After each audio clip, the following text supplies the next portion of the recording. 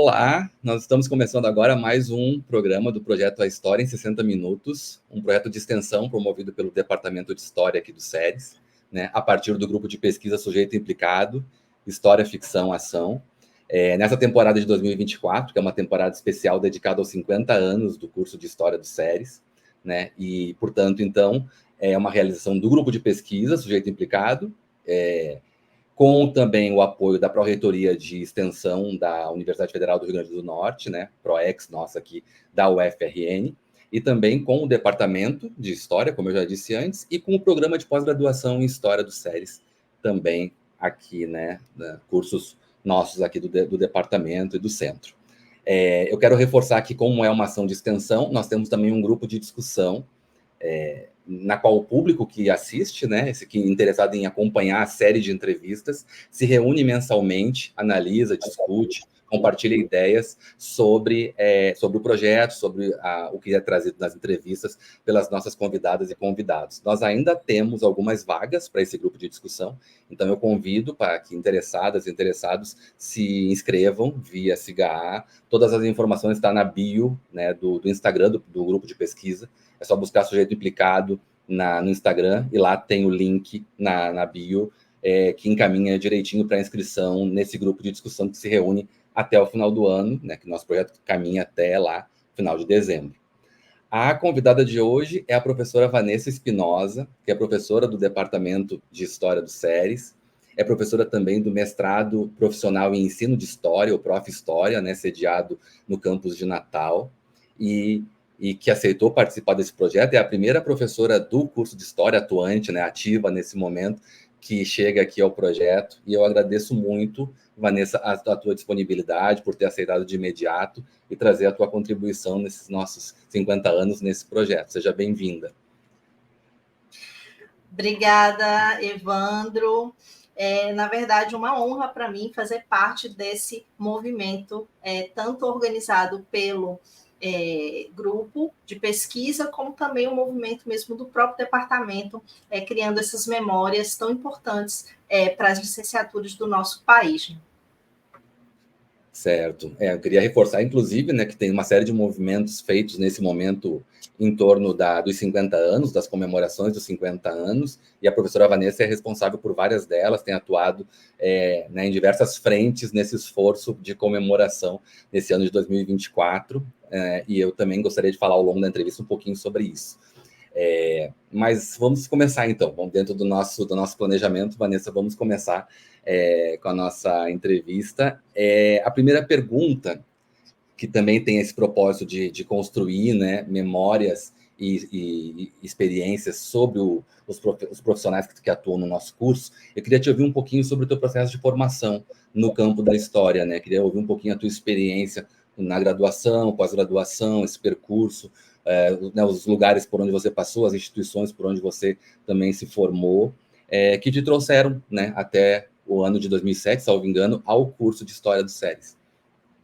Exatamente. Evandro fez o dever de casa, sabe até o ano de ingresso, muito legal. Uma coisa muito interessante para começar, como curiosidade, e que eu só percebi isso fazendo esse trabalho de memória, é que eu nunca fiz as minhas formações nos mesmos lugares. Eu nunca fui filha de uma universidade, assim, desde o início, não tem nenhum lugar igual. E isso é muito interessante porque, como você falou, né, faz parte da docente, da mulher, da pesquisadora Vanessa hoje. Essas escolhas, elas não foram, assim, necessariamente minhas, às vezes são situações, oportunidades, mas são minhas também no sentido de que eu não desisti, né? Mesmo com desafios grandes, eu fui em cima delas. Então, a primeira foi que eu fui morar, ainda que eu seja uma pessoa que nasceu na cidade de São Paulo, muito nova, eu me movimentei já com minha mãe e meu irmão para Pernambuco. Então, ali eu fiz meus primeiros anos de formação, alfabetização e tudo mais. Só que depois minha mãe tem uma nova família, casamento, vamos dizer assim, e aí a gente se move para Belém do Pará, por conta das questões militares e tal, desse meu padrasto. E por conta disso, a minha outra formação, né, essa formação do ensino básico, ela foi feita toda em Belém, ainda que também não sempre nos mesmos lugares.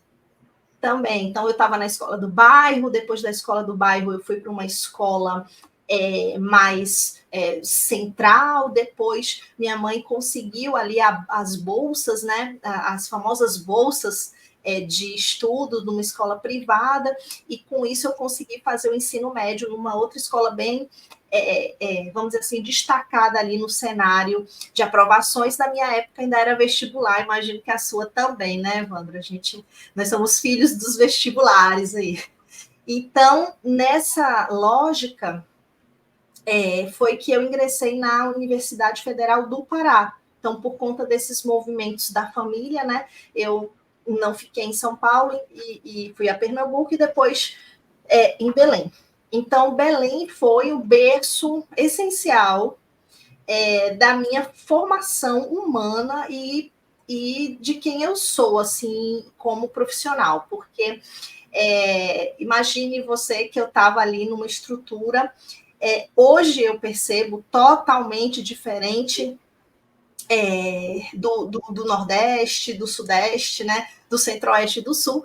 Estava no norte do país, numa época do Fernando Henrique, numa época de muita greve, de muitos plé, que chamavam, que era o período letivo especial, que era justamente quando dava ruim, né? A gente precisava fazer um apertadinho ali e fazer um combo daquelas disciplinas. Então, eu fui me formando com muitos docentes que não só eram do Pará, mas também eu tive esse interessante, falando agora que eu estou percebendo como eles eram variados. Assim, eu tinha professores paraenses, mas eu tinha professora como a Magda Ritt, que ela é também de São Paulo, professor Aldrin, estou me lembrando desses professores, o Rafael Chamboleirão, que ele é meio argentino, meio... Enfim, outro que é também estrangeiro. Veja, meu departamento, né, que eu estudava, era muito, assim, cosmopolita ali, no que a gente diz que é a metrópole da Amazônia, né? A gente se gaba que Belém, não sei se Manaus tem a mesma ideia sobre Belém, mas nós temos sobre nós mesmos como metrópole, né? Você veja que eu falo no nós, né? Porque realmente é muito difícil que eu não me coloque como uma paraense criada nesse ambiente, porque indo ali na segunda infância, né, sei lá, 9 anos, e ficando ali até a formação com 21, a primeira graduação, então você veja toda a minha adolescência, juventude e a formação acadêmica, né, foi ali, à beira do Rio Guamá, né, com os ventiladores, com professores que podiam fumar na sala de aula, com a ida ao vadião, que era a gente chamava que era o espaço que tinha lá o forró, que tinha lá o carimbó, enfim, tinham as bandas que os universitários iam às vezes ver as festas, e também para conversar, para ter esse ócio natural, né, da nossa vida de graduação. Então, eu agora falando contigo, eu me toquei como meus professores eram diferentões, assim, de vários lugares, e eu fui formada e forjada nesse ambiente. Ali, a gente tinha um grupo de amigas que eu acho que isso também me formou, né? Esse grupo a gente tinha amigos também, a gente era amiga de todo mundo, mas esse grupo que sempre se identificou, que ia uma na casa da outra e tal, esse grupo permanece até hoje, né? Mais de, sei lá, não sei se temos 25 anos já esse grupo é um grupo que todo mundo tinha alguma bolsa. Todas elas tinham alguma e eu não tinha. Eu não tinha essa inserção de iniciação científica. E aí eu fiquei meio que, sabe assim, no limbo, assim, tipo, nossa, eu não tenho. E aí, o que eu fui fazer dentro da graduação? Eu fui dar aula, porque também, no final dos anos 90, início dos anos 2000, e até um bom tempo, não sei se hoje ainda existe, mas eu acho que é mais difícil, a gente poderia, enquanto graduandos e graduandas, trabalhar em escolas, dando aula de história, né, sem estar formados. Então, essa foi uma primeira experiência que eu tive em escolas de bairro, que a minha amiga, que estava mais avançada, ela me colocou nesses lugares quando ela não podia mais estar, e eu comecei nesse movimento primeiro docente. E aí, eu também não te contei uma coisa, eu também não sei se nas suas pesquisas poucas pessoas sabem dessa revelação, mas eu fiz 2 graduações ao mesmo tempo. Eu entrei em História na Federal e entrei em Pedagogia na Estadual do Pará, que a gente chama de UEPA. E aí tinha 2 tipos, a minha, se eu não me engano, era administração escolar. E aí eu comecei a cursar os 2 ao mesmo tempo. E comecei a perceber que eu não iria conseguir ser a bolsista lá da iniciação científica, dar as aulas de história e fazer 2 faculdades ao mesmo tempo, mesmo porque eram distâncias bem consideráveis. Eu sempre morei mais nas zonas periféricas, então, tipo, era tudo muito longe. Ir para o Guamá, ir para o bairro do Telégrafo, onde era o meu campus. Então, tudo isso me fez fechar o curso, acho que no segundo ano, eu suspendi esse curso e percebi que eu teria duas habilitações, né, que chamavam. Então, a gente não tinha escolha nessa época. A gente saía bacharel e licenciada do curso. Então, eu teria 2 diplomas e teria esse lado pedagógico, né? Eu fui tendo introdução à educação, aquelas. Eu falei, nossa, gente, mas está muito parecido com o meu curso lá. E eu acho que isso foi me desvencilhando desse, e até que eu deixei ir. Deixei ir a segunda graduação e nunca mais retornei lá para a minha vaguinha de pedagoga. Então, você veja, eu falando agora também, percebo que essa minha relação com a educação, com o ato de educar, ele sempre teve muito presente nas minhas escolhas, né? Se você perguntar o que poderia ser que não uma historiadora, hoje eu sei que eu poderia ser uma comunicadora.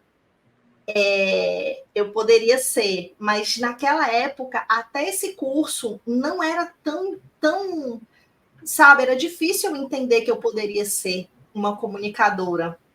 Então, o mais próximo que eu quis escolher que não fosse história era geografia ou artes. Quando eu fui falar em artes, a minha família quase teve um treco, assim, né? Porque, nossa, fazer, né? Então, o que eu fiz? Eu fui me realizando nesses lados de uma maneira não tão oficial. Então, tipo, eu fazia oficinas de teatro, eu fui fazendo esses movimentos, vamos dizer assim, como hobby, né? Eu não introjetei eles como profissão. Então, foi como eu consegui ir suprindo esses lados que eu não consegui alcançar. Mas o curso de pedagogia, agora falando, me deu também, nesse ano, uma base muito interessante, sabe, Evandro? Porque foi uma época da LDB. Tudo bem, vai todo mundo fazer continha agora, né? Porque todo mundo sabe do ano que foi a LDB e tudo mais. O debate da LDB, tá? Porque a LDB acho que foi em 97, não? 90, depois 96, 97. foi. Aí, tipo, era logo o ano seguinte que eu estava na faculdade. Então, era assim, foi muito interessante entender a lei de diretrizes e bases. A partir do curso de pedagogia foi legal. Eu fazia muitas discussões que estavam voltadas para Paulo Freire, mas também estavam voltadas para essa educação libertadora, mas com uma pegada em Marx, sabe? Assim, então, acho que eu não queria deixar passar essa parte da minha formação, mesmo que rápida. porque eu olhando quem eu sou hoje e como eu sou, assim, muito focada na autonomia do sujeito aprendente, e eu como também uma sujeita aprendente no processo em sala de aula, eu acho que isso tudo eu fui puxando, porque eu fui ali me forjando já, porque aquilo me interessava, entende? E o curso de História em si, ele não vai trazer esse debate de uma maneira tão direta, né? Porque, lembre-se, não existia o campo do ensino de História, né, como hoje nós temos.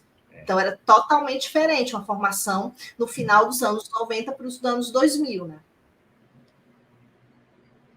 Então, finalmente, quando eu abri mão dessa graduação, eu consegui uma bolsa de iniciação científica. Finalmente, eu e as minhas amigas estávamos todas no mesmo bar. Só que ainda assim eu era outsider. Por quê? Porque todas elas eram da história. E a colega lá que conseguiu, que queria a bolsa, queria dar uma bolsa, era uma professora da antropologia. Então, veja que você está vendo mais uma camada de informação muito interessante. Eu sempre gostei de antropologia. Seria uma outra coisa muito interessante que eu faria. Quando a gente tinha as optativas, eu escolhi antropologia da religião, eu escolhia qualquer coisa mais antropológica. Eu não escolhi história da arte, por exemplo, que todo mundo escolhia. Era optativa na minha grade. Hoje a gente já vê os alunos tendo que fazer história da arte. Não, isso não era possível na minha época. Isso eu estou falando até para que a gente perceba como as grades, né, os currículos, historicamente, eles são modificados e interferem em quem a gente é, e a gente também vai buscando, né, coisas que vão nos forjando. E aí calhou de a professora ser historiadora, mas está lotada nesse departamento de antropologia, né? E tá, na época, você sabe que mestres e doutores era uma raridade. Então, para ter um mestrado no final dos anos 90 e tal, assim, professores ali que tinham mestrado, tinha vários no meu departamento. Isso já era algo muito grande, muito grande. E ela queria fazer um mestrado, se eu não me engano. Ou era o doutorado, agora eu já estou confusa. Mas eu sei que eu fiz o trabalho de iniciação científica, e aí eu comecei a minha praxis realmente como vamos dizer assim, o bacharelado veio, né? Se antes a licenciatura já estava sendo meio que forjada nas escolas, no quesito bacharelado eu ainda não tinha experiência e comecei a ter. E aí eu fiz esse processo de iniciação científica, que era muito histórico, na verdade. Justamente ela queria que a gente fosse atrás dessas configurações familiares dessa Belém do início do século XX, pós-borracha. Né? Então, para quem não sabe, a borracha ali até os anos 10, né, foi um boom, foi aquilo que afrancesou e embelezou, entre muitas aspas, né, se alguém for nos ouvir depois, Manaus e Belém, por causa do ciclo das seringueiras, né, e a borracha. E aí, o que acontece nessa queda dessa demanda? Né? Como é que ficam as estruturas e como se organiza as cidades e tal? Então, meio que foi essa demanda desses ideais pequeno-burgueses de família nas revistas da época, nos almanaques, nos álbuns, e ela começou a pedir isso. Foi daí que surgiu praticamente, por incrível que pareça, toda a minha trajetória até o doutoramento. Você vê a importância de uma iniciação científica, né? Uhum. Porque no caminho, Evandro, ela disse assim, agora, na renovação, eu estou precisando de processos criminais que mostre as camadas populares. Aí eu falei, tá bom. Então, eu fiz a minha monografia em cima das questões relacionadas a essas famílias, esses ideais conjugais, nas primeiras décadas do século XX, e aí comecei a pesquisa no arquivo de Justiça lá do Tribunal de Justiça de Belém, do Pará. Ia para lá diariamente e tal, e gravava, né? Ela era moderna. A minha orientadora chama, né? Que ela é professora do departamento, Cristina Douza Cancela. Ela era bem moderna. Ela disse que ela não queria que eu fizesse aquele trabalho de escrever tudo, transcrever tudo. Ela preferia que eu falasse e alguém que ela bancaria transcreveria para ser mais rápido e eu conseguir o máximo de processos criminais possíveis. E assim eu fiz. Eu tinha um gravadorzinho com as fitas e tinha todo esse trabalho naquele lugar. E os jornais já tinha tudo coletado. Foi daí que surgiu, a gente terminou o ano, a nossa formação, e agora, né? Sim, todo mundo muito novo, 20 e pouquinhos anos, né? 22, 23 anos, eu e vários colegas terminamos. E aí eu falei, bom, eu tenho fonte pra caramba aqui. Vamos pensar em alguma coisa. E foi quando eu construí um projeto de pesquisa para comparar esses ideais familiares pequeno-burgueses que aparecem nesses lugares, né, nos jornais, nas revistas, os coqueteios e tal, e o que aparece nas práticas das camadas populares, que era ali que eu ia achar, né, as configurações românticas ou afetivas das camadas populares. Então, a partir dali, os processos crimes viraram meus amigos, assim, né? Foram fontes com as quais eu tive bastante aproximação. E levei essa proposta para eu e vários colegas também, para São Paulo. Levamos para Unicamp e para a PUC. E aí a gente fez as submissões, né? Eu não continuei na Unicamp, eu fui chamada lá, mas eu não fui, porque eu acho que a maioria, todo mundo tinha conseguido na PUC, eu me senti mais segura em ir sozinha para um lugar, eu preferi ir para lá, né? E aí a gente ganhou lá a oportunidade de desenvolver o projeto lá com meia bolsa, né? Você sabe que a PUC ela é privada, então a gente não pagaria de princípio as coisas, mas teria que pagar para viver lá. E aí começou uma grande saga, porque a gente não tinha, assim, né? Então foi uma época que eu vendi o computador, os professores ajudando a gente nos deram a oportunidade de dar aula. Não sei se você lembra do projeto, acho que era PAFOR, projeto que a gente poderia ir para o interior, né? Só nas férias, dar os módulos, dar os cursos. Não tinha um projeto de interiorização. E aí a gente pegou disciplinas assim para a gente juntar dinheiros e a gente conseguir algo para começar lá e ver se a gente conseguia a bolsa, né? Depois de um ano eu consegui a bolsa integral, né? Ou seja, tinha muita gente boa, tinha muita gente. Todos nós fomos, ou seja, criamos uma concorrência entre nós próprios, né? E não tinha bolsa para todo mundo, como não tem até hoje, né? Muito difícil. Sim. E foi assim que eu consegui desenvolver o Pela Navalha. O Pela Navalha virou, na verdade, eu não precisei falar dos ideais pequeno-burgueses, porque quanto mais eu ia nas fontes, eu refiz a minha trajetória a partir dos processos criminais, porque eu comecei a perceber que existiam várias formas de relações entre eles e elas, e várias formas de viver e de morar. Então, ao final, ficou Pela Navalha, pegando a questão da tensão que vem, era um dos principais instrumentos das tensões, das lesões corporais que eu pegava. Então, a partir dessas tensões, eu consegui entender sobre moradia, cotidiano e intimidade. Então, eu fui refazendo as formas de moradia, categorizando como essas pessoas moravam, a partir de observar a trajetória do crime. Então, eu saí do crime pelo crime e fui observando o que eram essas casas, como eles se dividiam, como eles interagiam em espaços pequenos, muitos morando, ou sozinhos, mas ao mesmo tempo com paredes finas, e como essas coisas se conectavam, né, na cidade de Belém, dos anos 30.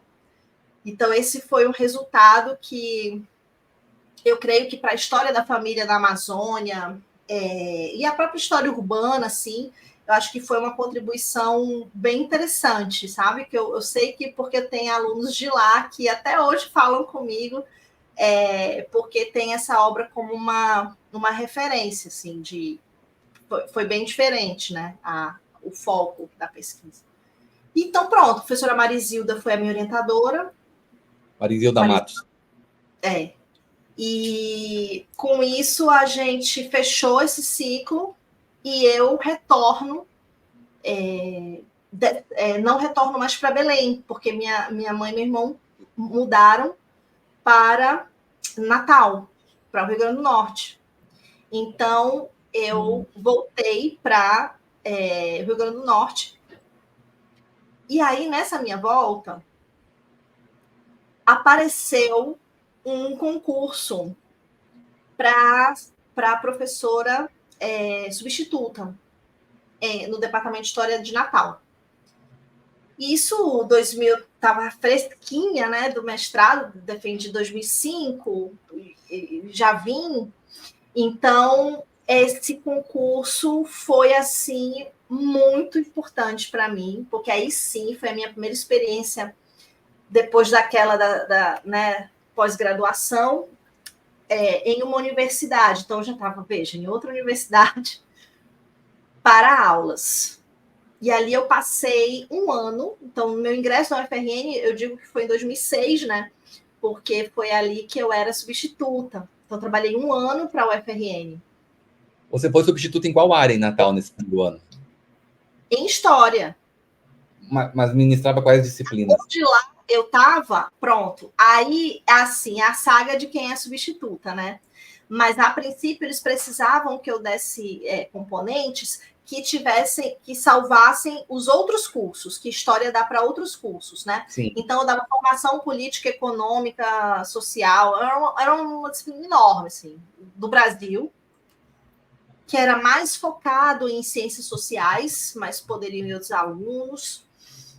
Mas eu também fiquei com um luxo, eu achei. Também fiquei com optativa. E aí eu pude trazer história da família no Brasil, por exemplo, né? Que era algo que eu já vinha lendo, eu já estava trabalhando com essas formações familiares, né? E aí eu trouxe o curso, fazia também essas coisas lá em Natal.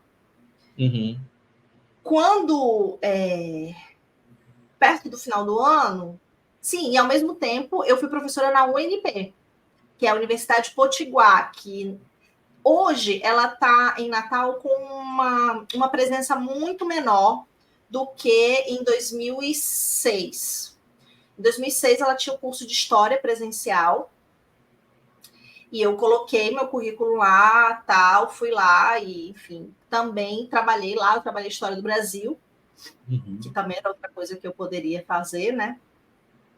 Trabalhei com História do Brasil. Então, era ao mesmo tempo tudo isso, né? Essas todas lá na UFRN e na UNP.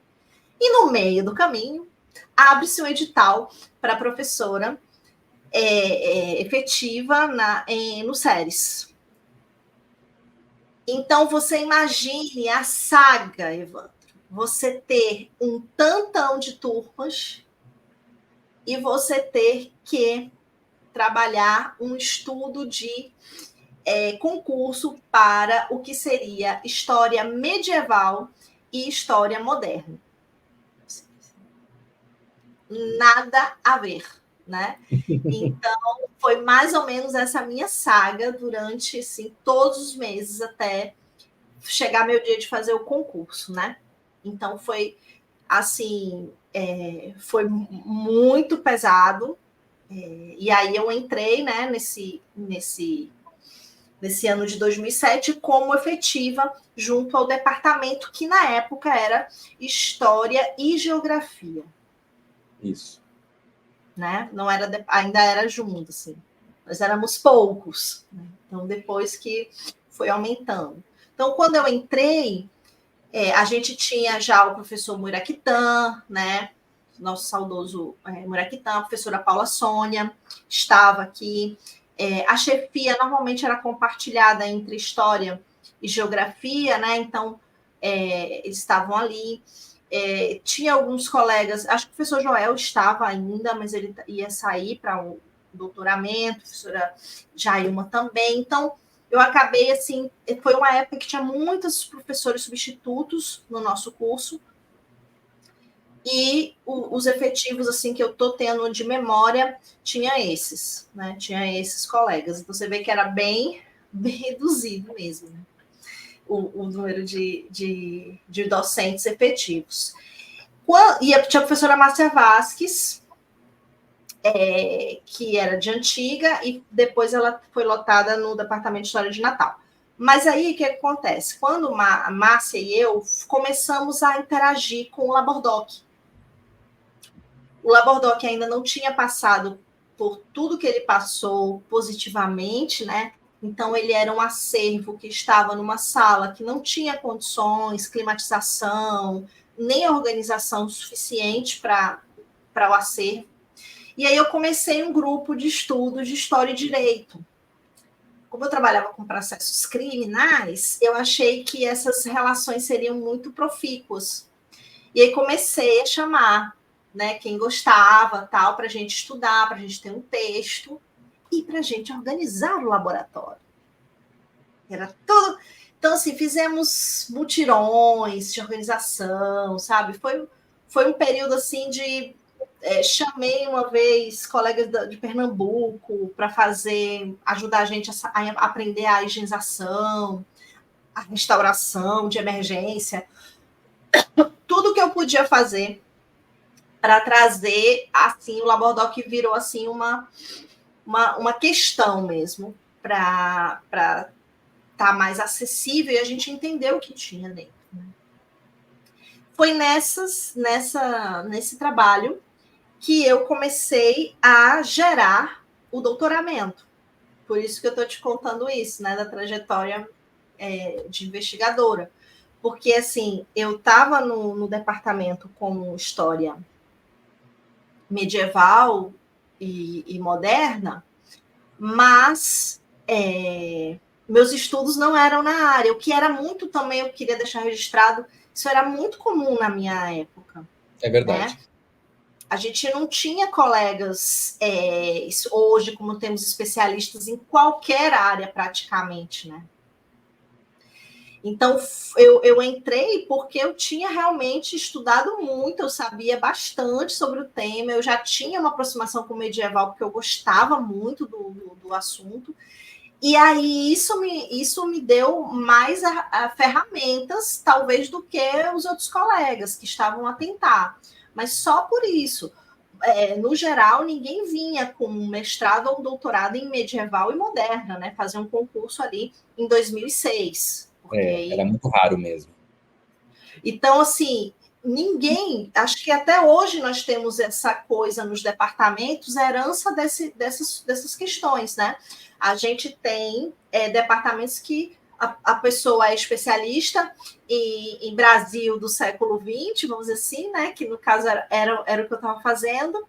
E aí eu dava aula de outra coisa que Europa, muito eurocentrado, né? Nada a ver. Então, esses focos, esses desfocos, ou esse multifoco, né? Era normal na minha época. Então, eu me realizava, né, nesse caso, como pesquisadora, no Labordoc, né, que é o Laboratório de Documentação Histórica que nós temos no centro, vinculado ao Departamento de História. E aí foi como eu comecei a ler os processos do século XIX. Até então, eu estava ali no 20, amiguinha, conhecia o Código Criminal de 32, conhecia o Código Civil de 16, eu estava totalmente focada e atualizada nessa época. Só que aí eu comecei a ser seduzida pelo Labordoc e pelo Seridó. E aí comecei a ver processos do século XIX, comecei a orientar TCCs sobre o assunto, sobre família, sobre mulheres, sobre, enfim, sabe? Várias coisas. E aí eu falei, nossa, isso aqui, eu acho que seria muito legal fazer um trabalho sobre isso aqui para o meu doutorado. Eu vou ver se isso tem caldo. E aí, conforme eu fui lendo, eu fui vendo que eu não entendia o outro lado da moeda. Eu sabia ver as vítimas, os testemunhas, as acusações, e eu não entendia muito bem aquela dinâmica da justiça do lado de quem, entre aspas, fazia a justiça acontecer nesses sertões. Então, foi por isso que eu me interessei e comecei a mudar. Segui olhando os processos, mas fui olhar para outros sujeitos dentro dele. Fui olhar para os operadores da justiça. Aí foi aí que as coisas começaram a mudar, porque eu fui tentar um doutoramento fora. A princípio, eu queria o Rio de Janeiro, porque você sabe que o Rio de Janeiro tem, né? Infelizmente, é muito sudestinizado, né? Todas essas referências no Brasil. Ficou por muito tempo, né? Então, era normal que eu quisesse estar perto das especialistas em século XIX, nessas questões de história social e história do crime e tal. Eu falei, eu acho que vou. Aí, quando eu falei isso, também a minha família. Assim, veja que eu entrei com muito jovem, né? Eu nem sei quem entrou tão jovem quanto eu, assim, nos últimos tempos. Então, eu tinha, Evandro, 25 anos quando eu fui substituta, né? E aí, quando eu fiz 26 e eu já era efetiva com 26 anos. Então, assim, não tinha nem como eu fazer um doutoramento. Foi muito, né? E aí você disse, mas você entrou como mestra. Também eu acho interessante a gente deixar esse registro. Os concursos, eles abriam para doutoras e doutores. Só que eles abriam uma cláusula, né? Um artigo, sei lá, como é que chama aquilo, que se não houvesse inscrição, eles poderiam reabrir baixando a titulação para mestre. Entendeu? Aí foi havia uma carência, né? Porque havia uma carência nos anos 2000, 2006, 2007 de doutores no Brasil. Exato. Então, nesse sentido, quando baixou para mestre, eu falei, pronto, agora é o meu momento, vou me esforçar para pegar essa vaga, né? E aí foi quando eu entrei. Então, quando eu estava em 2007, eu ainda estava com 26 anos. Então, dos 26 para os 27 anos, foram 2 anos que eu passei na universidade e pedi para eu ir para o doutoramento. Foi quando eu pensei, ou no Rio, né? Ou ir para... Eu tinha contatos também para ir para a Universidade de Salamanca. E aí foi o meu momento de... a minha família novamente, nossa, mas o Rio e todo o aparato de apelo televisivo, né, sobre os perigos de morar no Rio, né? Então, entre eu ir para cruzar o Atlântico e cruzar para o Sudeste, o incentivo foi melhor, eu ficaria mais segura indo para a Europa. Foi mais ou menos essa lógica na época. E aí a Universidade de Coimbra era uma possibilidade e a outra era a Universidade de Salamanca. Os dois eu tinha contatos, né? Entre elas, o professor Joel já estava lá doutorando. E aí eu falei, bom, não tenho mais tempo para Portugal, porque os semestres na Europa começam diferentes, né? Mas vamos tentar o de Salamanca. E aí o professor José Manuel Pérez Santos disse que era uma ideia boa. Ele é o especialista em História do Brasil. Ele é da área dentro do programa. Então, ele falou que sim, que daria certo eu me inscrever. Então, 2008 para 2009, estava eu cruzando o Atlântico, depois de muita questão, né, burocrática, interna da universidade. Inclusive, estive lá com perigo de voltar, porque ninguém podia ficar esperando todos os trâmites, porque começava o semestre. Então, normalmente a gente ia. E aí, quando eu já estava lá, numa época, inclusive, Evandro, que o euro era caríssimo, como é hoje, era tipo assim. E eu tinha meu salário de mestre. Então, assim, aí foi como se eu voltei a ser uma estudante ali, de novo, como qualquer estudante da graduação, assim, sabe? Contando para fazer a Xerox, estudando quanto que eu deveria economizar, pensando em 2 moedas, foi bem sofrido, assim, esse período que eu fiquei lá, porque eu não tinha escolha, né? Eu precisava do doutorado para melhorar minha condição de trabalhadora, né? Era a condição que a universidade me dava. Então, eu tive que viver como estudante e consegui esse doutoramento. Esse período foi muito importante, claro, você sair da sua cultura.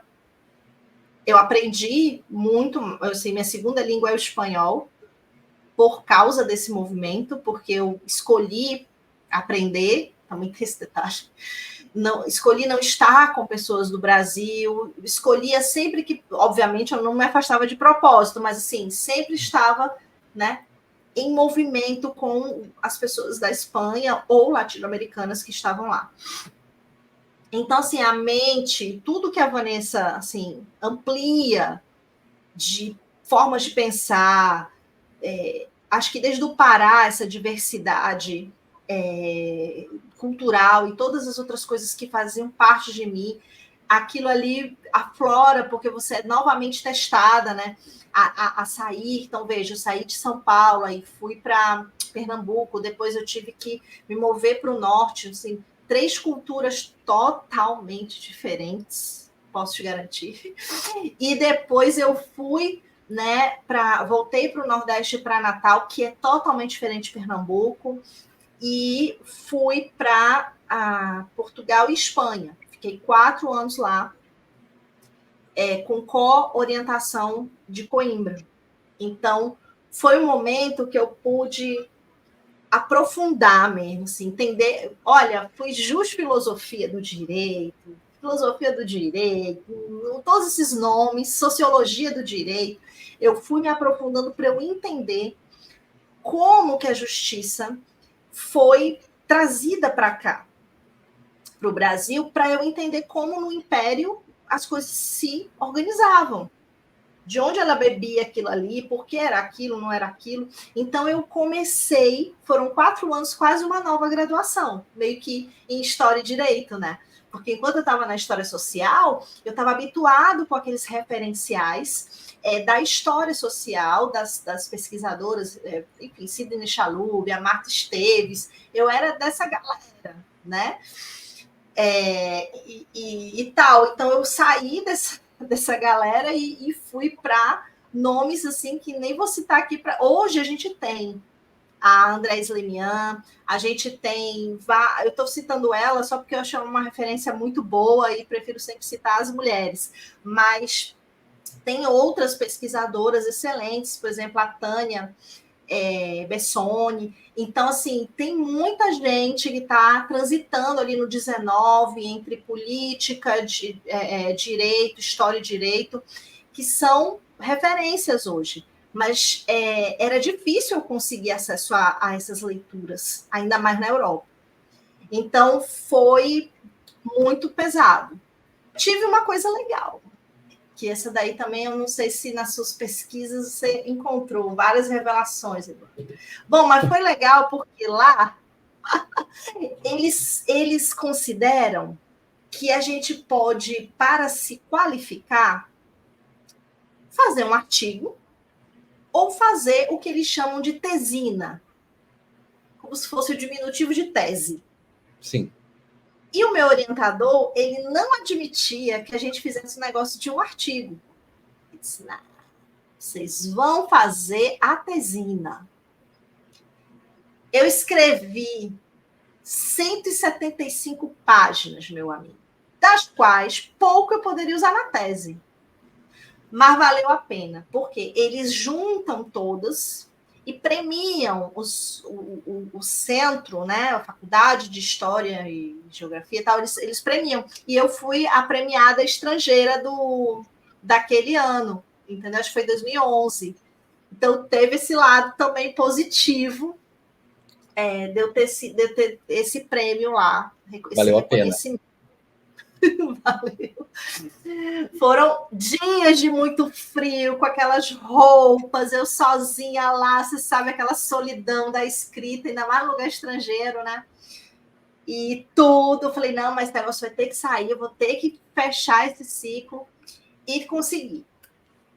Porém, o meu tempo acabou. 2013, meu tempo acabou, eu teria que voltar. E eu não tinha conseguido concluir a tese. Eu acho que muito teve a ver com essa questão, sabe? Muito gás nessa tesina, que depois eles me falaram, olha, isso não pode se aproveitar totalmente, Vanessa. Você não pode pegar tudo isso aqui e mais alguma coisa para fechar. Não, porque isso aqui já foi aprovado por uma banca, então não dá. Eu me lasquei. Fui lá, né? Tive que fazer. E nessa coisa que eu queria te destacar é que o Labordoc e eu continuei pagando para pessoas fazerem transcrições. Cheguei a vir para cá para o Brasil para ir, porque eu queria pegar, além do Labordoc, dos processos de Caicó, Jardim, eu queria pegar outros sertões. Eu queria pegar sertões de Pernambuco, queria pegar sertão de Paraíba. Então, eu comecei essa saga de coleta desses processos. No final, não usei nada. Por quê? Porque a minha saga de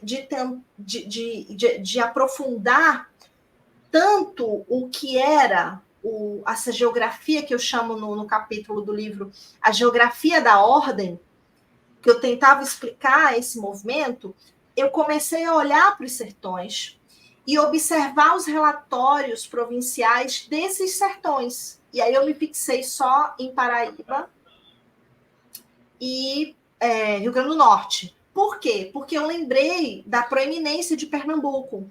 E eu queria que fossem periféricos de verdade, né? Fora do eixo de atenção dessa coroa, dessa centralidade ali da corte.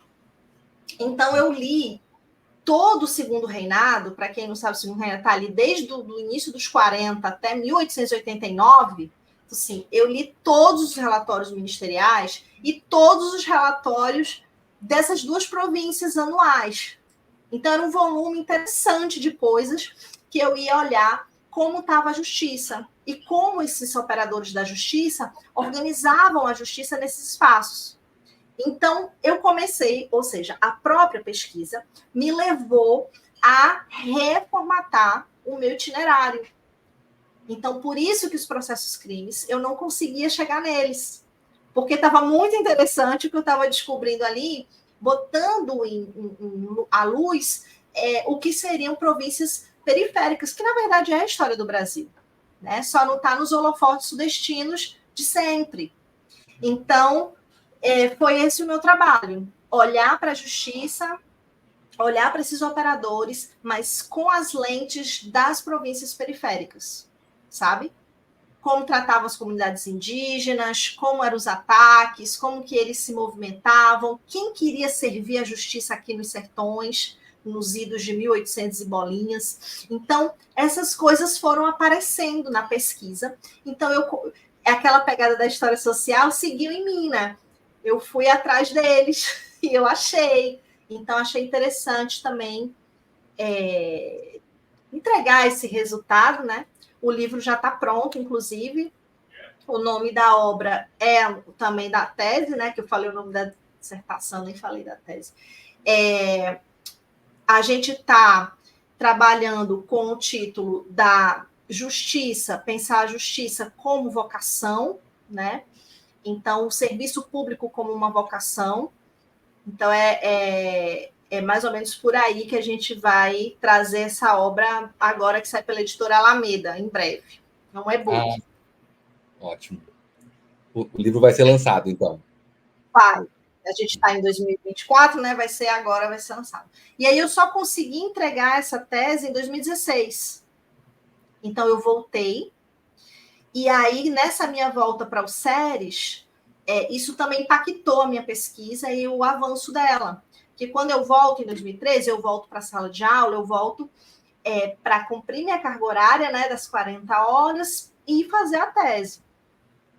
E aí, no meio do caminho, você conhece essa história, essa parte já estavas mais próximo aqui, é quando eu estou com a minha mãe muito debilitada, vai se debilitando de saúde. Então, é quando eu me movimento de novo. Eu saio do SERES e vou atuar em Natal, né? Para ficar, só somos eu e ela aqui, né? No Rio Grande do Norte, então eu tinha esse direito de cuidar dela. E nesse movimento, eu vou para a história moderna, e como optativas, eu trabalho com história de direito. Faço cursos dessas questões, volto para os processos, mas ao mesmo tempo sabendo que eu tinha que terminar a tese.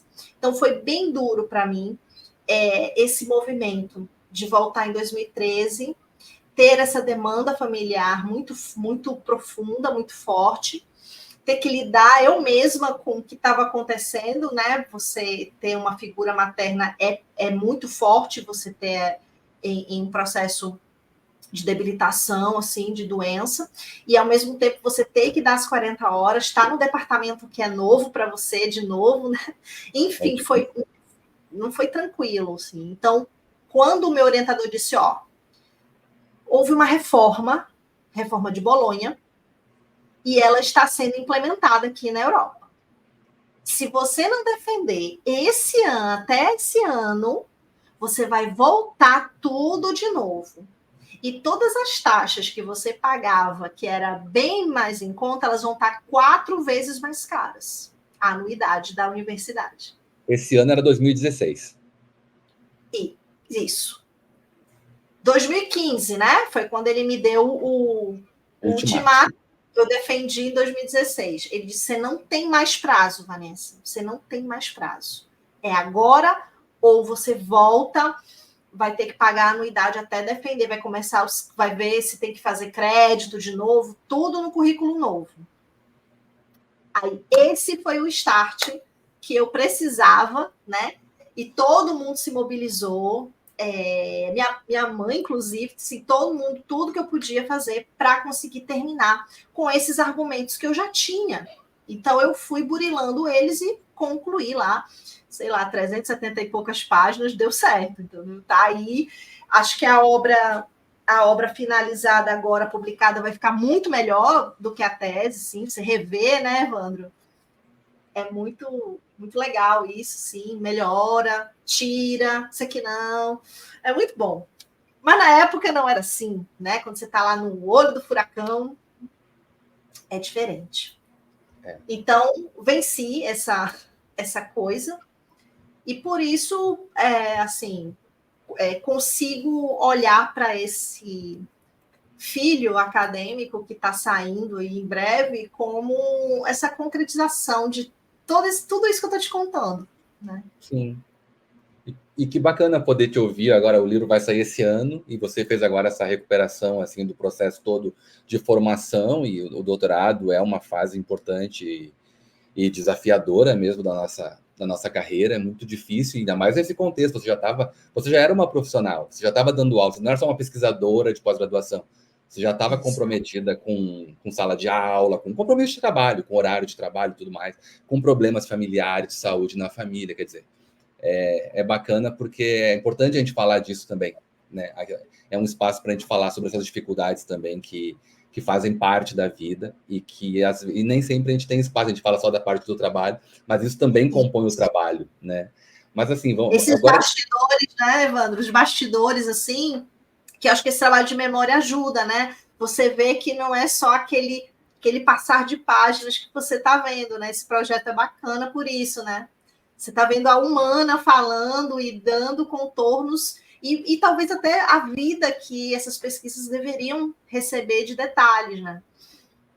Exatamente. Mas a gente conseguiu chegar aqui como você mesmo disse, assim, na hora em que a gente se conheceu, inclusive, quando eu chego no departamento, é esse contexto onde você parou de falar agora na sua resposta, e a gente já vai continuar agora falando mais do tempo presente, digamos assim, e das pesquisas mais recentes, dos temas que você tem se envolvido, mas antes disso eu queria exibir algo que nós estamos fazendo em todas as entrevistas, exibir o vídeo institucional dos 50 anos, e eu queria aproveitar que eu estou aqui diante da professora Vanessa, para agradecer a ela e parabenizar, porque a professora Vanessa é uma das coordenadoras do E-Humanas, né, que é o Laboratório de Humanidades Digitais e Ensino de História, que é um laboratório que foi criado e é vinculado ao nosso curso, ao nosso departamento de História, e que foi o responsável pela produção em tempo recorde desse vídeo, que ficou muito bom, na minha opinião. Assim, eu acho que apresenta um pouco, nesse momento, o nosso curso muito bem para quem assiste esse projeto. Então, agora nós vamos assistir esse vídeo que a professora Vanessa, junto com a equipe do E-Humanas, produziu para essa data, para esse ano importante para nós, e daqui a pouco a gente continua a entrevista, tá ok?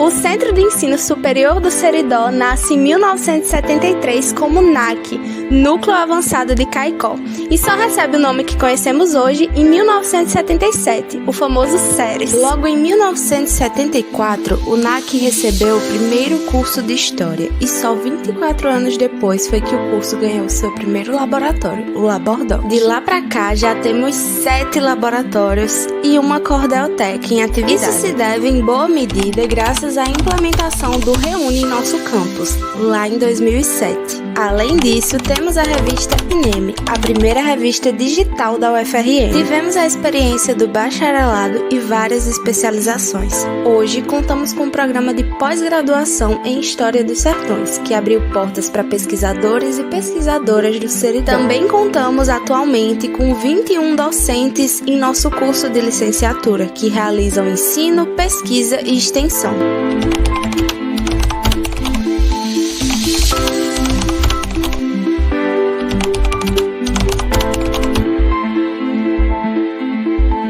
Em 2024, nosso curso de História faz 50 anos e celebramos os mais de 1.200 alunos que já passaram por nossas salas de aula e confiaram no poder da educação pública, gratuita e de qualidade para a transformação social. Bom, é bacana ver esse vídeo assim, porque, né, ele mostra um pouco de tudo o que é feito e feito com muito esforço, né? O vídeo, parabenizo mesmo, assim, Vanessa, você e a equipe do laboratório, porque ficou muito bom e fala assim, o tanto de trabalho envolvido, o engajamento envolvido em tudo isso que é feito há tantos anos no curso de História. Bacana isso ser reconhecido, demonstrado, visibilizado dessa forma, né? E a próxima pergunta que eu vou te colocar vai um pouco nesse sentido. Eu falei que eu vou colocar perguntas agora que tem mais relação com as pautas do presente. A gente já fez uma recuperação de memórias do teu processo formativo e de ingresso no curso. Agora a ideia é falar um pouquinho mais sobre assuntos com os quais você está envolvida mais recentemente, nos últimos anos, né? E, bom, muito trabalho envolvido. O vídeo mostra, assim, muita coisa acontecendo, muita coisa que foi feita por colegas que, inclusive, já não mais estão aqui conosco e tem sido feita por quem está atuando agora. Então, eu queria te ouvir, Vanessa, nesse sentido, sobre os desafios do trabalho docente, do trabalho da atuação como pesquisadora, né? Num curso de História, num campus de interior, que é o nosso caso, né? Você atuou também no campus central, no campus da capital em Natal, mas aqui, né, estamos falando aqui da nossa experiência aqui em Caicó. Queria te ouvir um pouco nesse sentido, dessa experiência, e também de algo que é importante para esse projeto, porque no ano passado nós fizemos uma temporada inteira, inclusive, relacionada a isso.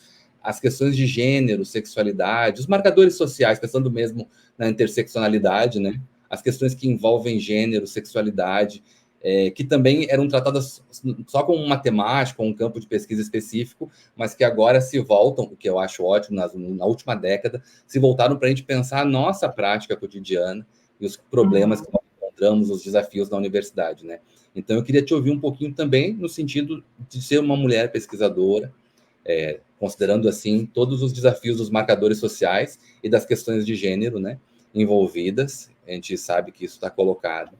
E eu queria te ouvir um pouquinho também, como pesquisadora, como mãe, quais são os desafios que você enfrenta ou tem enfrentado? É uma super pergunta, né? Super tudo.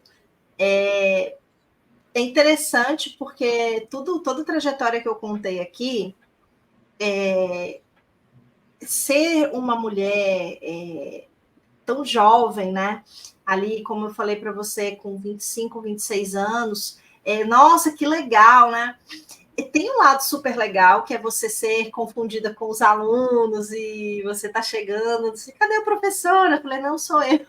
E tal, né? Passava por isso, sim, quando eu cheguei. Então tem esse lado legal da juventude. Mas a gente tem também as questões culturais, sociais, assim, que envolve você ser uma mulher jovem, você ser alegre, você tá cheia de coisas, de ideias para fazer e tal, e você tá num espaço que ele não é necessário, ele é hostil, né? No fundo, é hostil. Então, como você vai lidar? Porque você tá numa cidade que você é uma forasteira, você é diferente. Então, eu quero falar mais sobre essa perspectiva, assim, como talvez até por eu ter trabalhado, né, meia década em Natal, até mais, né, contando com substituta, e ter trabalhado no Seridó, talvez eu possa também estar nesse lugar de o que eu percebo, né, de diferente e tal. Mas eu queria ressaltar essa questão, assim, que não é um lugar, assim, que você chega e tem, assim, não, culturalmente não é tão tranquilo. Depois que você chega e que você começa a ter algumas pessoas que pensam mais próximo de você e tal, você começa a ver que não pode ser legal, pode ser frutífero, pode ser tal, mas até nesse momento, eu ser uma mulher jovem, eu estar aqui para dar as aulas, que é um outro movimento que acontece no campus da gente, que é esse movimento de estar aqui para dar as aulas, passar 3 dias, por exemplo, e você no 4º dia está indo embora para a capital, né? Então, esse movimento eu fiz por muito tempo. E quando eu chegava na capital, eu tinha uma sensação muito mais, eu me sentia muito mais tranquila. E quando eu estava na cidade, eu me sentia, na cidade no interior, né, ou mesmo no campus, eu me sentia muito observada, eu me sentia muito julgada.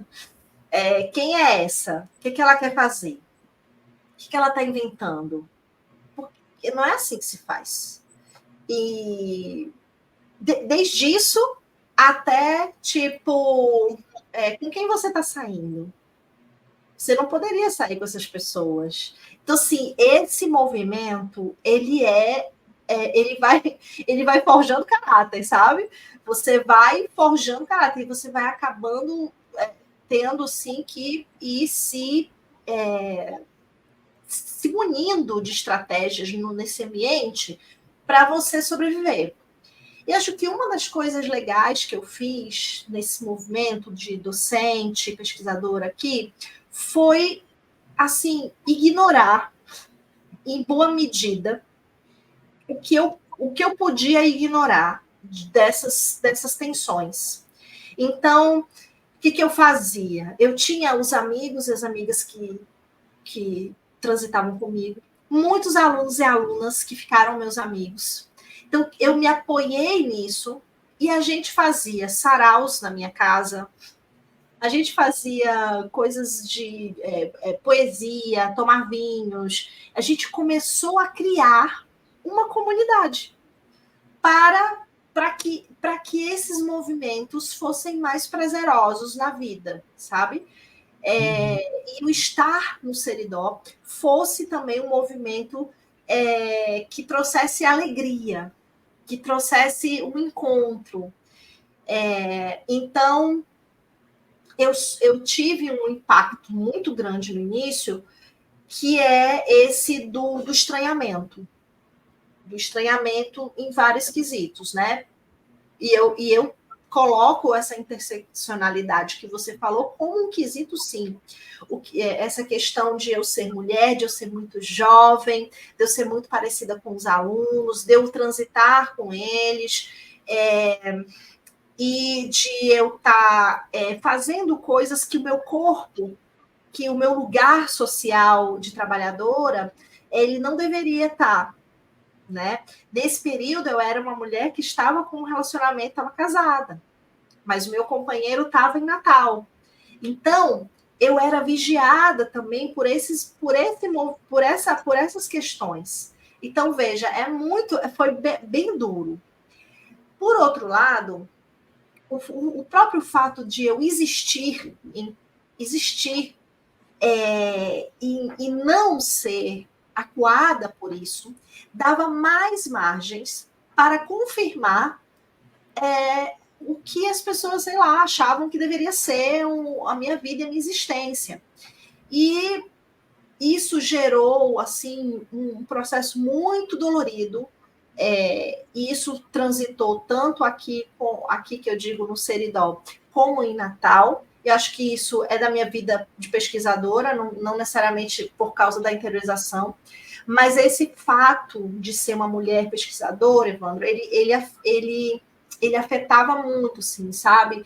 De olhares, de eu conquistar alguma coisa, e essa conquista, se tivesse um professor orientador, né, esse homem que estava à frente, então a minha conquista não tinha o mesmo padrão intelectual de conquista se fosse uma mulher, por exemplo. Sim. Entendeu? Orientadora. Então eu tive que vivenciar esses tipos de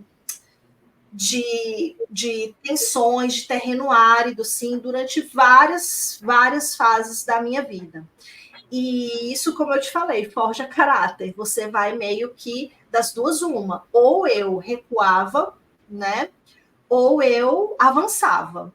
E eu não recuei. Então, eu fui orientando do meu orientador, independentemente de qualquer tipo de ambiente meio tóxico, assim, sabe? Bem doente mesmo de tá mexendo nas minhas conquistas. Até eu te digo que a minha conquista como docente no SERES, ela foi também questionada, porque eu tinha uma banca masculina. Ela foi questionada. A banca do concurso. Do meu concurso. Isso não fica, ninguém fala isso para mim, né? Mas é falado, foi muito complicado se eu chegar, porque como que eu era bem-vinda? Eu tirei outras pessoas que poderiam estar ali, outras pessoas que poderiam estar. Ainda mais porque o meu concurso, a minha diferença do colega que ficou em segundo lugar eram de milésimos de pontos. Então, assim, isso gera mais ainda a temática. Alguma coisa ela fez. Não pode ter sido só porque ela foi bem na prova e foi bem na didática. Não, alguma coisa teve. Então, essa coisa, eu falo isso até para que fique para as próximas gerações, que não passe, que a gente não precise passar por isso, porque é muito desgastante. Então, você já chega, a cultura do Seridó, interior, ele tem aqui, né? Eu não posso falar de outros interiores que eu não sei, mas tem uma vivência muito, eles têm muito orgulho do Seridó. É a história mais importante no Rio Grande do Norte, que tem mais identidade da cultura potiguar, é sempre a questão de ser daqui. E eu não era daqui. E eu estava incomodando estar aqui. Eu estava fora do padrão, né? Então, a gente brinca da bela recatada aí do lar, né? Eu meio que tinha que estar fazendo esse papel da bela recatada, né? E preferentemente no lar, fazendo minhas pesquisas quietinha, e eu não causei isso quando eu cheguei, e nem depois, quando eu estive em Natal também não. Então, esse lugar da mulher pesquisadora, hoje, ele é combatido, inclusive na própria instituição, tem sido questionado, graças ao movimento estudantil, sobretudo, e eu estou lá do lado, assim, porque é inadmissível assim, a naturalizar esse tipo de conotação, diminuindo o potencial. Quando eu ganhei aquele prêmio, né? Eu entrei em 2009, foi em 2011. Aquilo ali lavou a minha alma. Porque ninguém me conhecia ali.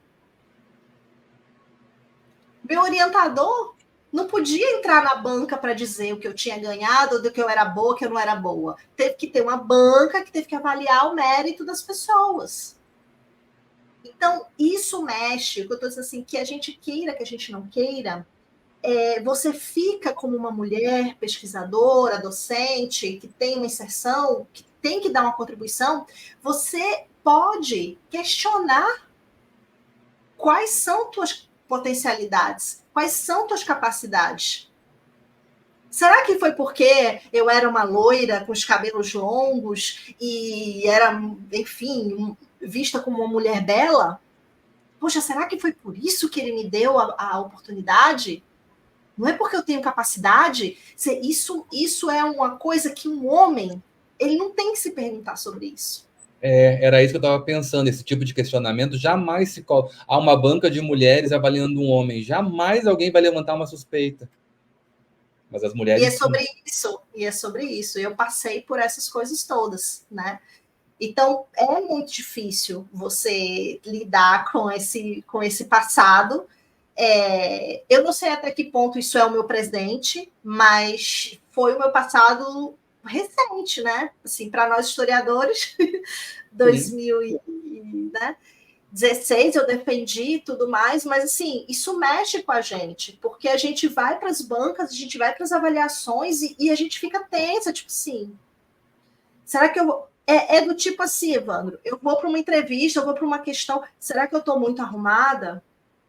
Será que eu estou passando que eu sou intelectual com esse batom? Ou com esse... Coisas que os homens não têm que se perguntar se ele passar, se ele fizer a unha dele, se ele botar um não sei o que no cabelo dele, ninguém vê. Mas eu, como mulher pesquisadora, tenho que me perguntar, porque a gente vive dentro de uma estrutura patriarcal. Então, claro que isso... a gente vê algumas mudanças, por exemplo, agora, o edital de mães pesquisadoras, né? Sim. Isso foi um avanço, sim, mas um avanço que veio de cima também, né? A universidade acatou, mas isso é um movimento lá, né? Do CAPES, CNPq, enfim, né? Diante de um... ou seja, eu sou mais uma. Estou aqui no interior, mas eu estou mostrando que não são aquelas pesquisadoras tops que estão lá só sofrendo. Assim, top que eu digo que aquelas que são altas produtividades, que querem ganhar bolsas de produtividade porque merecem ganhar essas bolsas, né? Não, é uma pesquisadora normal. Ela está passando por isso cotidianamente. E quantas meninas estão na graduação e podem estar passando por essa tensão quando querem uma bolsa de estudos para ser iniciada cientificamente, né? Tudo isso não é tranquilo. Eu te falo que não é tranquilo. Todas as oportunidades, Evandro, que eu tiver de...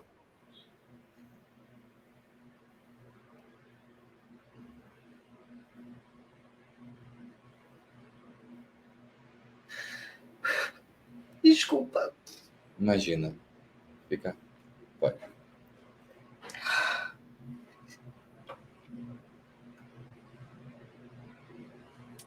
Todas as oportunidades que eu tiver de que mulheres, meninas, jovens, graduandas, estejam comigo e eu tiver todas as oportunidades que eu puder de colocá-las no movimento científico, eu vou fazer.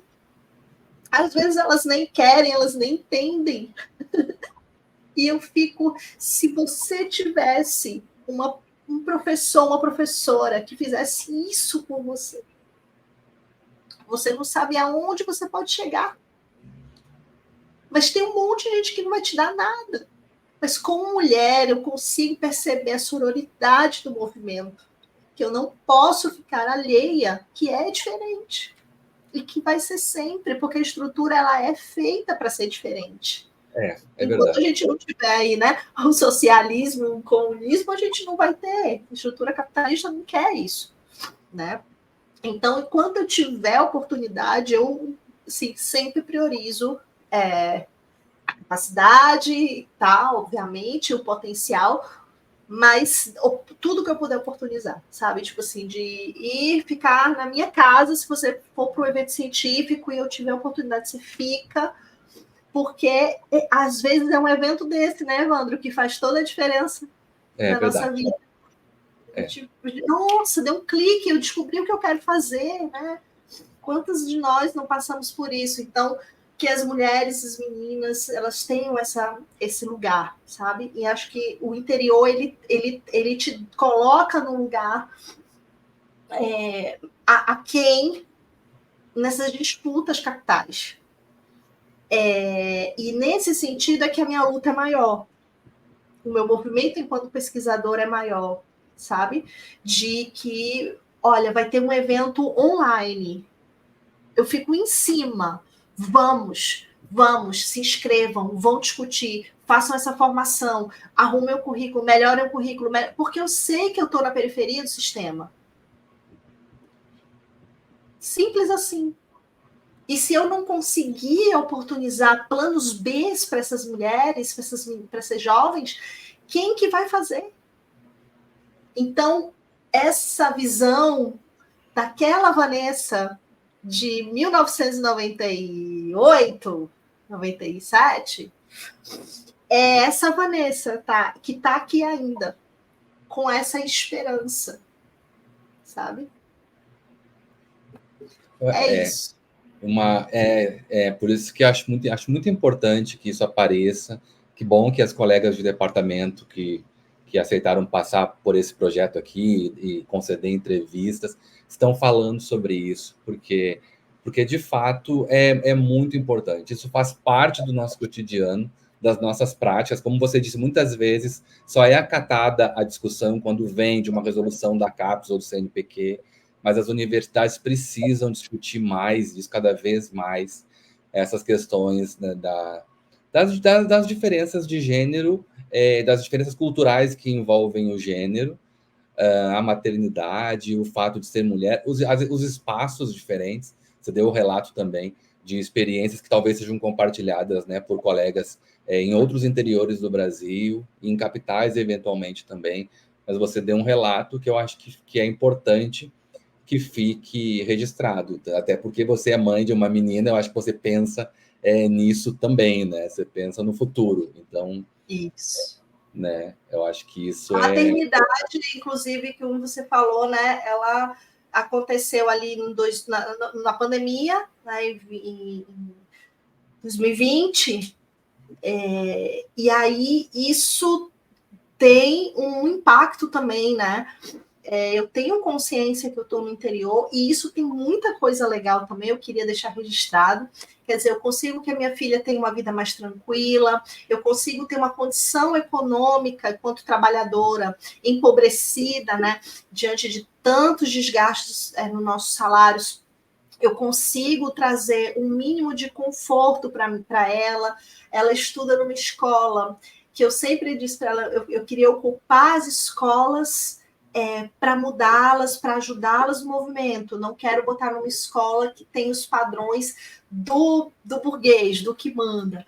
E aqui eu consigo colocá-la. Então, isso é uma mulher pesquisadora que não se aquieta, que é inquieta, que tem como foco uma transformação para além do que eu posso ser idealista, você pode achar também, assim, quem estiver ouvindo também, mas se esse movimento existisse entre os 20, 30, 60 professores universitários e de IFs todos eles colocassem seus filhos e suas filhas na escola pública, eu tenho muita dúvida se a escola pública seria igual. Entendeu? Então, eu penso que é esse movimento que falta. A gente acaba se acomodando ao sistema e, como educadoras e educadores, não fazendo a diferença. Então, os movimentos atuais que eu tenho feito, respondendo a sua pergunta também, tem sido no sentido de contribuir com a comunidade. Então, apesar de toda a minha trajetória com processos criminais e tudo mais, como docente, eu sempre fui muito sensível às questões das mudanças de linguagens. Eu comecei a perceber desde 2007 que os blogs eram mais interessantes do que algumas leituras, né? Eu comecei a perceber que o YouTube poderia ser mais interessante e que as pessoas não falavam mais da mesma forma.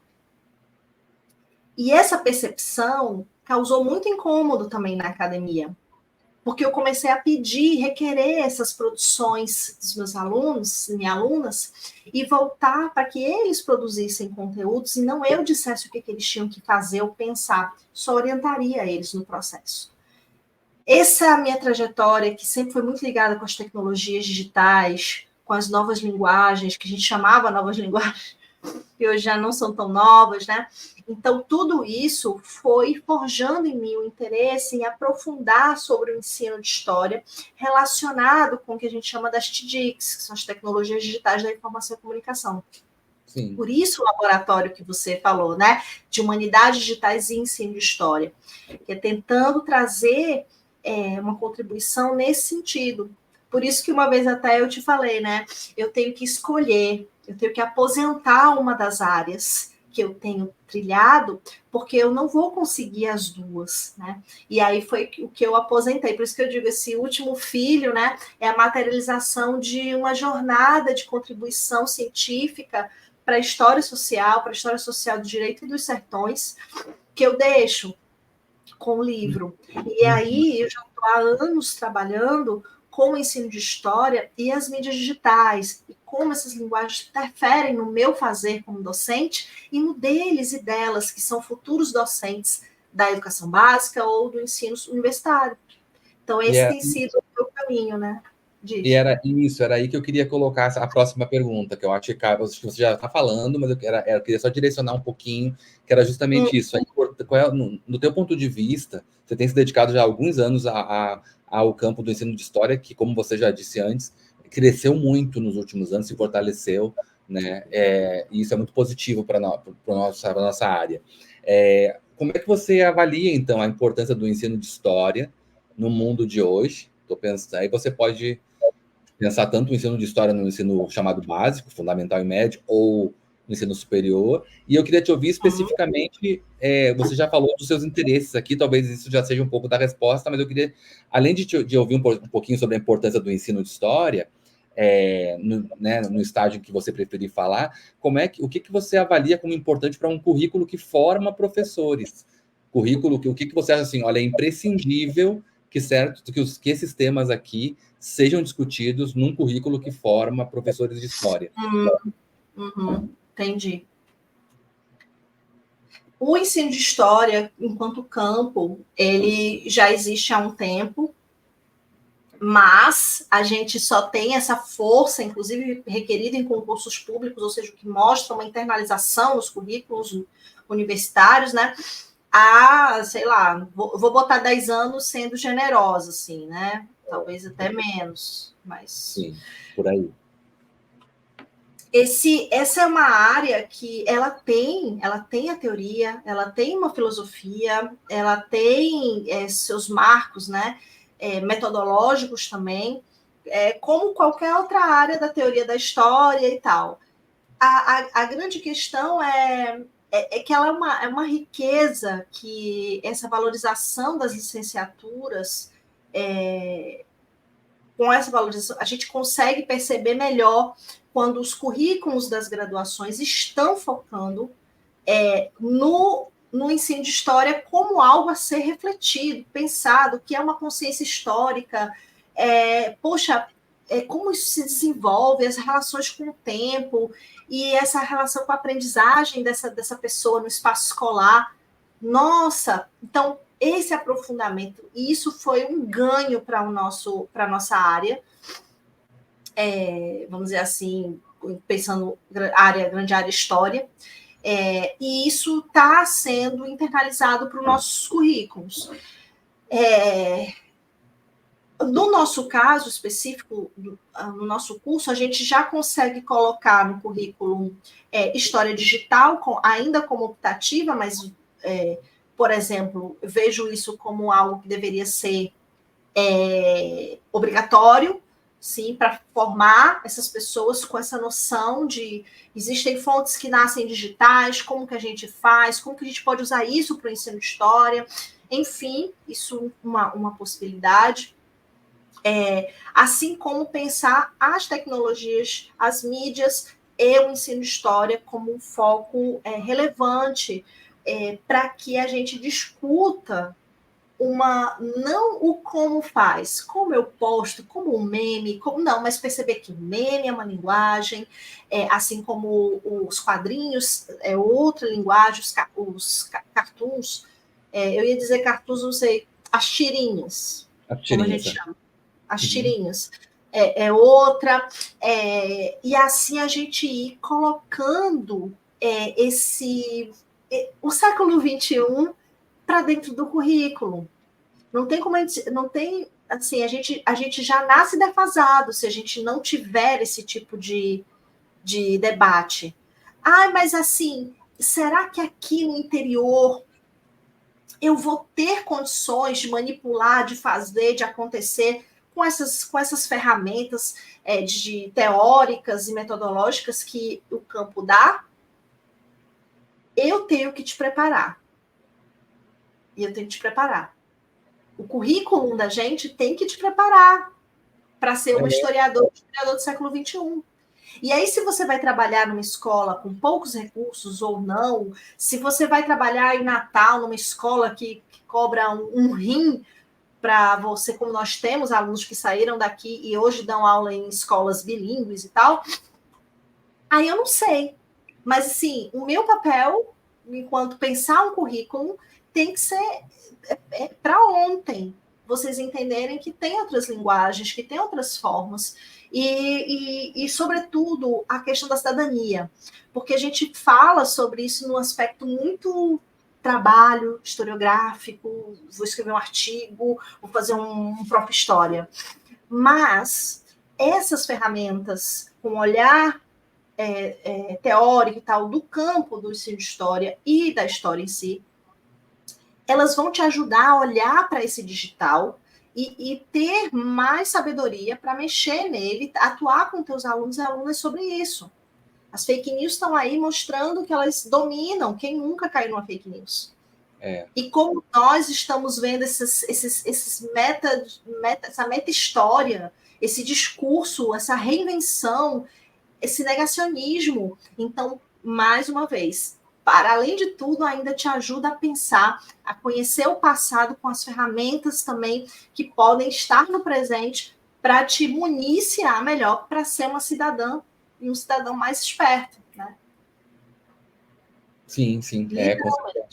Eu concordo com você. E quando você diz que, do seu ponto de vista, a história digital deveria ser uma disciplina obrigatória, eu também concordo, tendo a concordar com você, eu acho que sim.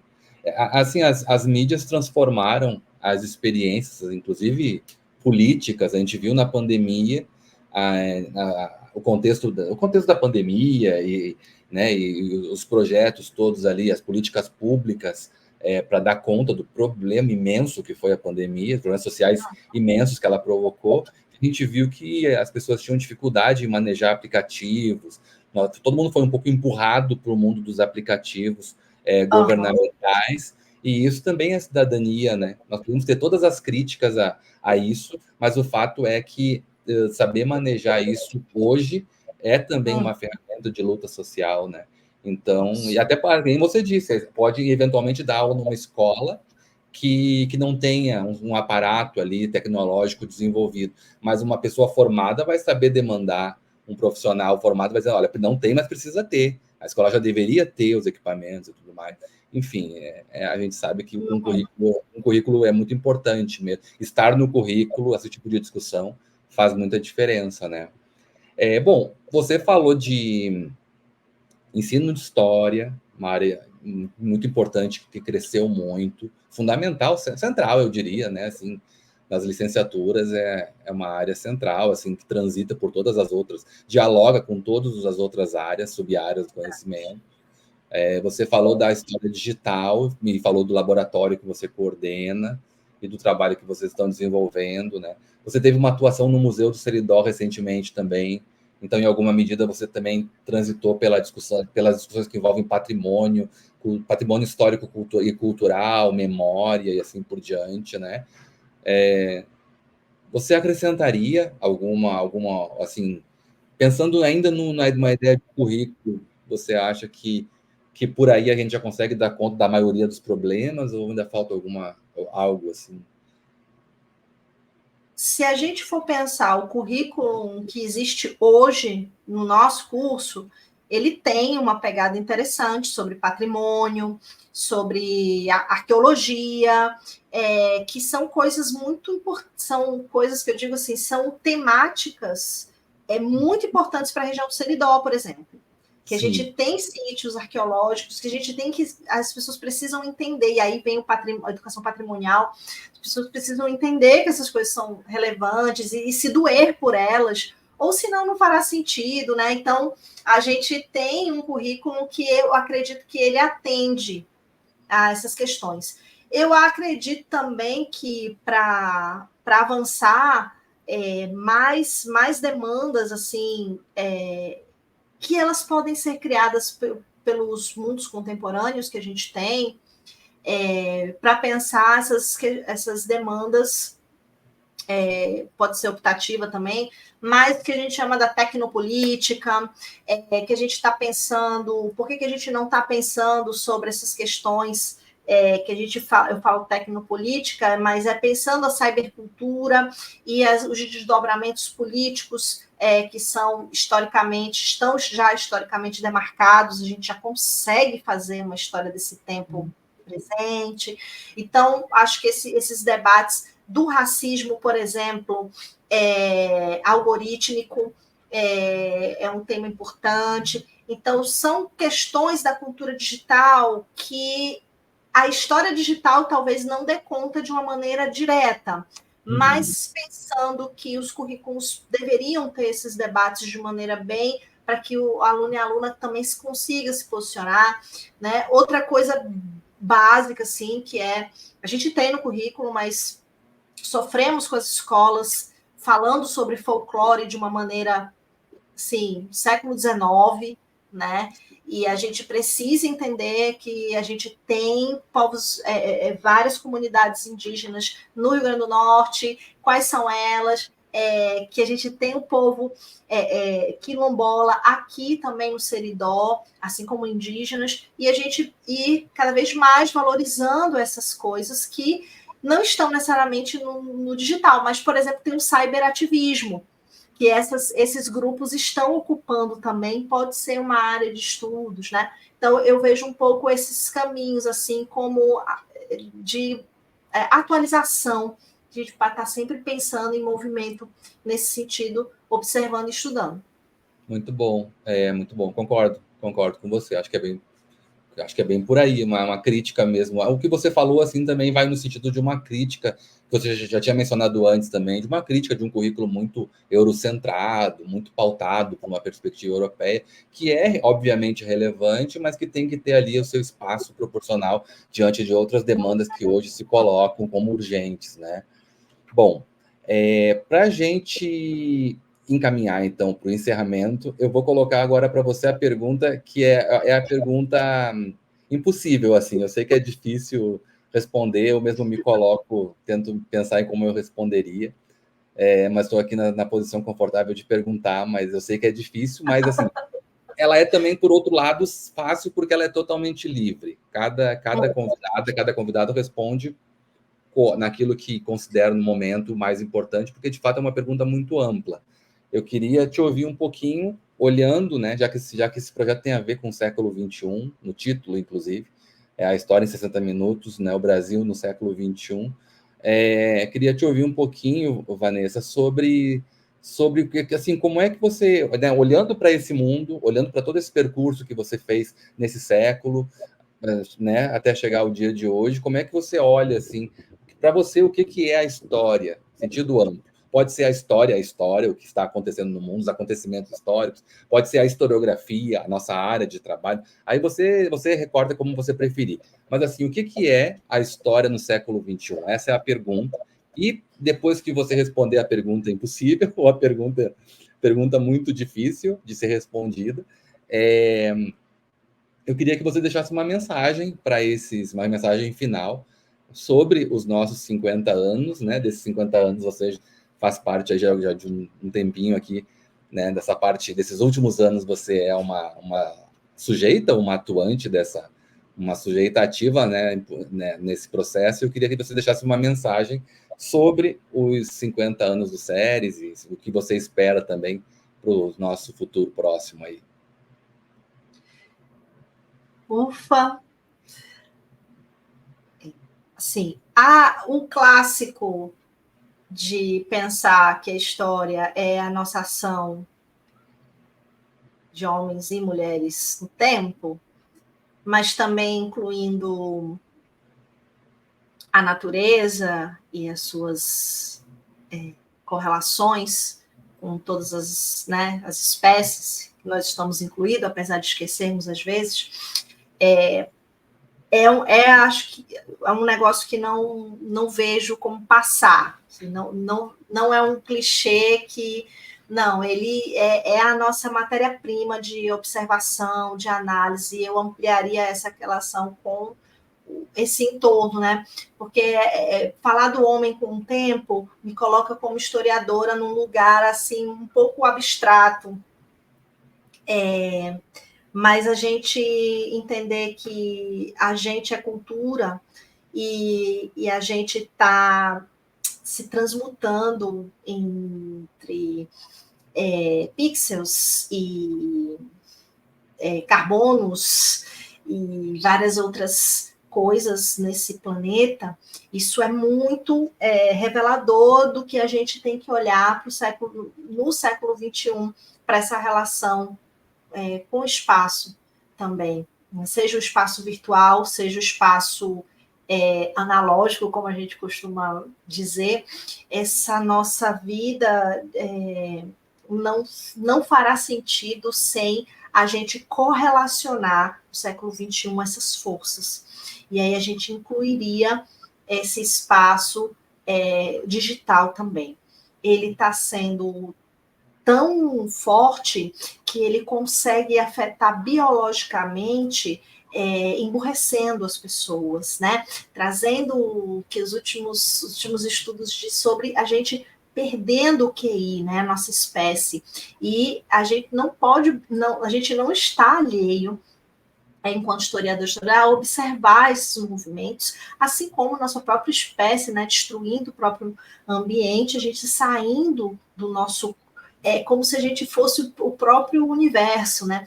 E a gente está descobrindo que não. Então a gente está descobrindo assim, no sentido de que está tendo impactos, né, enormes, sobretudo no sul global. Então a gente está observando que sim, a história, a gente precisa da história. Ela está explicando para a gente que isso tem uma matriz, tem um processo e tem intencionalidade. E a gente tem esse papel de trazer essa conjunção de fatores e explicar e tornar a história pública, que é uma das coisas que eu tento fazer, né, de publicizar esses acontecimentos e essa forma de a gente interpretar o que a gente está vivendo, né, enquanto culturas. Isso aí eu acho que seria fundamental a gente pensar a história no século XXI, né? Essa correlação de tempo, espaço, as culturas humanas, mas, sobretudo, essa correlação que eu te falei, né? Pensar os espaços, para além do analógico. E para o curso, né? O maior desejo, sim, olhando como agora você bem disse que eu estou observando, né? Essa trajetória do SERES, o SERES e o curso de História nasce no período da ditadura. Ele é filho da ditadura, né? O centro. E o curso de História também. E nesse sentido, você avaliar hoje os colegas que me cercam, as colegas que me cercam, né?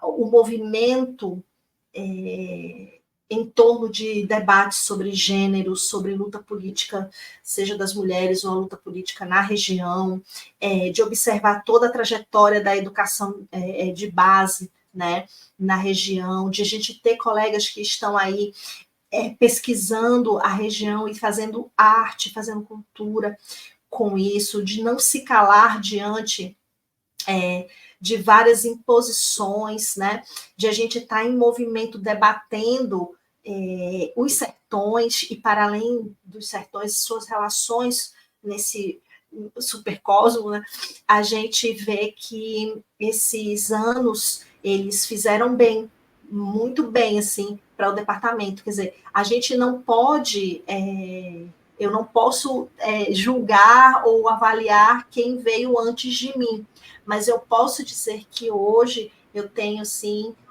muito orgulho de estar celebrando meio século, mas de um departamento que está, né, pelo menos estou quase há 2 décadas, né? Então, durante esse tempo, de ter colegas que eu posso relembrar, que eu posso ter orgulho de estar lado a lado com eles e com elas, porque é um departamento ativo, é um departamento de luta, é um departamento que está sempre em extensão e cresceu muito, né? Eu cheguei em 2007, então eu posso avaliar um deles, né? Olhar o Labordoc ontem, olhar o Labordoc hoje, né? Então, você vê materializando conquistas, projetos, né? Ter professores aqui que são professores de produtividade dentro do nosso departamento, tem uma pós-graduação, né? Então, olha a potência desse lugar. Então, eu acho que é isso, olhar e celebrar de onde nós saímos, né, de onde nós começamos e até onde nós chegamos, do que nós podemos nos orgulhar aí nos últimos 20 anos, de onde eu posso falar, é o que eu posso dizer. Muito bom. Muito obrigado, Vanessa. Muito bom mesmo. Muito bonita essa mensagem. Muito generosa, eu acho, também com o corpo docente, né? Você destacou aí vários pontos e trabalhos. Reconheceu, de fato, muita coisa bacana do curso, que eu assino embaixo. Eu adorei. Foi bom também conhecer um pouco mais da tua história. Eu conheci um pouquinho, mas conheci um pouco mais hoje. Foi um prazer grande, viu? Eu agradeço muito a você por ter aceitado participar e estar aqui hoje. Obrigada também pelo convite. Espero que as próximas gerações possam ver essas nossas conversas e seguir inspiradas aí a permanecer ou ficar com a história. Isso aí. Muito bom.